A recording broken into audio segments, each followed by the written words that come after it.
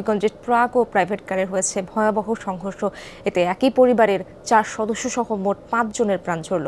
এ বিষয়ে আরো জানবো, টেলিফোনে যোগ দিচ্ছেন আমার সহকর্মী প্রদীপ দাস সাগর। প্রদীপ, কিভাবে হলো এই দুর্ঘটনা এবং কেউ কি আহত আছেন কিনা, এবং যদি আহত থাকেন তাদের কি অবস্থা এখন?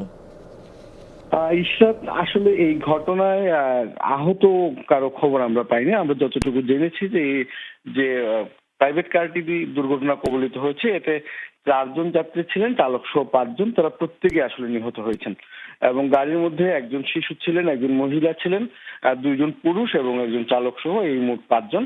আর যতটুকু হাইওয়ে পুলিশ আমাদেরকে জানিয়েছে যে তারা বরিশালের বাসিন্দা, তবে বিস্তারিত পরিচয় আসলে তাদের এখনো জানা যায়নি।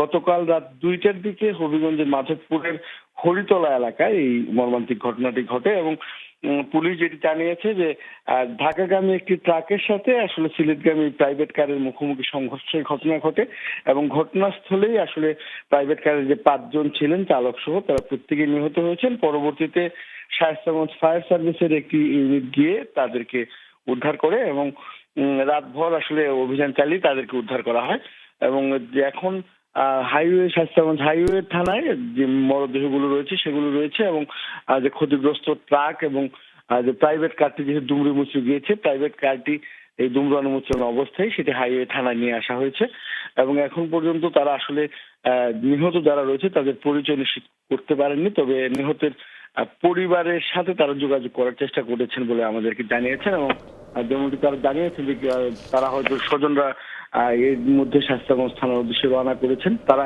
শায়েস্তাগঞ্জ থানায় আসার পর আসলে বিস্তারিত জানা যাবে যে কে ছিলেন, আসলে তারা কোথায় যাচ্ছিলেন।